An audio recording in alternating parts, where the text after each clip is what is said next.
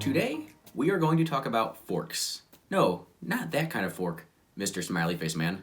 I'm talking about blockchain forks. Welcome back to my channel, everyone. On this channel, I like to talk about different ways to make money on your phone, creating passive income sources, making good sound investments, and some helpful tips here and there.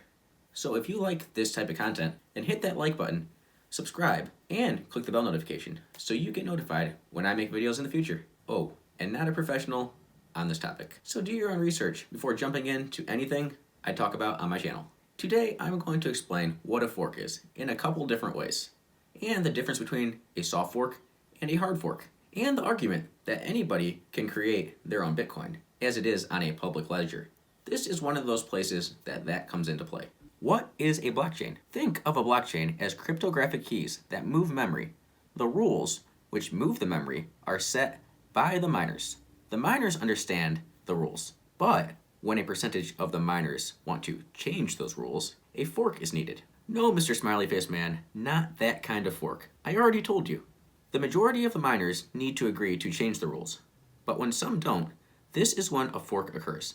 At the end of any given block, the blockchain is then copied, pasted with a few tweaks of the different rules. From there, both blockchains exist, and the miners mine from there on out on the blockchain that they believe to be true. The original blockchain keeps going, and the new one starts following the new rules. If you hold a crypto asset that is forked, you should receive an equal amount of the forked coin as well. Why do I say should? If you hold your private keys and update to the newest update, you will have the original crypto asset and the fork. For example, Bitcoin and Bitcoin Cash, one of the most common ones. Now, if you hold a crypto asset that was forked on an exchange, that exchange can choose to support or not support the new fork. This all comes into the whole not your keys, not your crypto, as you do not have full control over your cryptocurrency. Kind of like your money in the bank. You really don't have control of the money in the bank. The bank has control of your money. Well, that didn't seem too simple.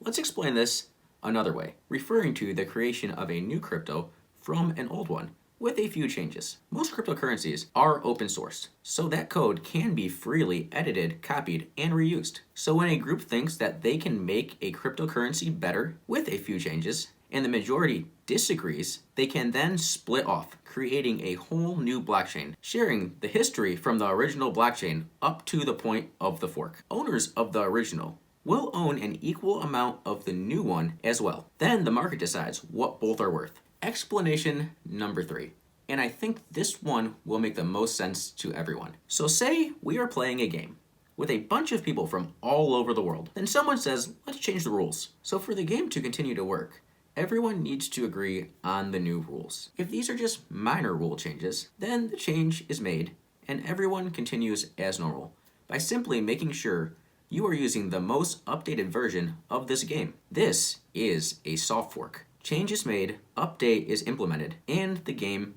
continues. But when there isn't a large agreement on the rule changes, then we now have two versions of the game. The people that agree with the original rules play the game that was originally intact, and the people that want the new rules move to the new game, playing by the same rules until the new game is made, and that is when your hard fork occurs. Just like a fork in the road. One person wants to go this way, the other person wants to go this way, and they can go their separate ways. The road is the same up to that fork when they split off. For example, one of the most notable hard forks is Bitcoin and Bitcoin Cash. This happened in the summer of 2017. The disagreement that the block should be bigger, moving more memory at one time. So Bitcoin Cash forked from Bitcoin so that they can move more megabytes per block. So back to the anyone can make their own Bitcoin argument. Well, yeah, they can. Bitcoin Cash did, as well as another fork, Bitcoin SV, and another fork, Bitcoin Gold, and another fork, Bitcoin Diamond,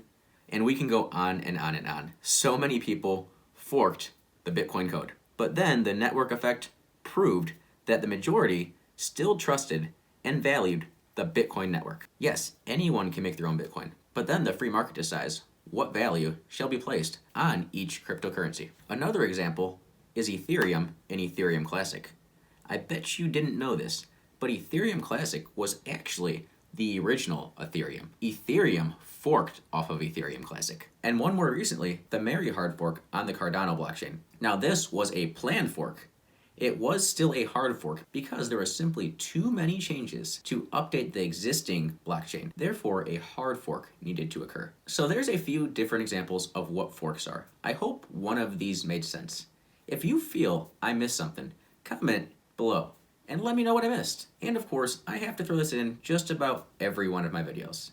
If you want to buy cryptocurrency, especially in the US, your number one fiat to crypto gateway is Voyager Brokerage. I truly believe this is the best option for someone in the US to buy cryptocurrency. You have so many different options to choose from. And when you sign up with my referral code, or anyone else's for that matter, mine will be linked in the description below, and you buy $100 or more of any digital asset, you get $25 in free Bitcoin. Pretty good deal, right? And if you want to explore some other exchanges, lending platforms, and brokerages, also in the description below, I have a spreadsheet with all of my exchanges, brokerages, lending platforms, and some wallets that I use or have used, what I think of them, the fees associated, if any, and a referral link to all, if there is one, that will get you $10 to $30 of free Bitcoin following a few simple rules. Also, a beginner's guide with all the videos you should watch to get to know this space, as well as the best YouTubers to follow that have been through multiple cycles and I believe to be professionals in this space. Well, that's all I got for you today. Don't forget to give yourself a raise. I'll see you next time. A few videos popped up to your left and right. If one of those perked your interest, give it a click.